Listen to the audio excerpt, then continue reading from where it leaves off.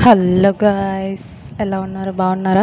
So చాలా రోజుల తర్వాత ఒక వీడియో పెడతాను. ఎందుకంటే సో సో మా ఫ్యామిలీలో అందరికీ ఫీవర్స్ వస్తున్నాయి, అందుకని గ్యాప్ వచ్చింది.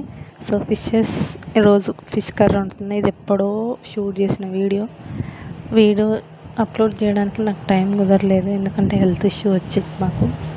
సో అందుకని వీడియో అప్లోడ్ చేయలేదు. సో ఫస్ట్ అయితే చేపలను అయితే క్లీన్గా కడుక్కొని అందులో ఉప్పు, పసుపు, కారం, అల్లం వెల్లుల్లి పేస్టు,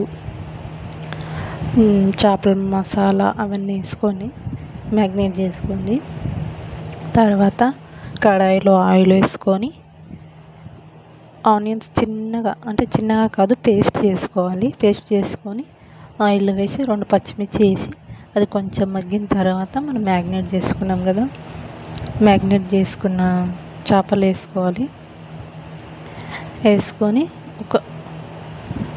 అవి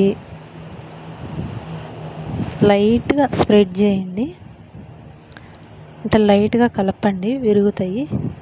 సో కలిపిన తర్వాత చింతపులుసు ఉంటుంది కదా, నిమ్మకాయ అంత చింతపండు నానబెట్టుకొని ఇది పులుసులాగా పిండి పోసుకోవాలి.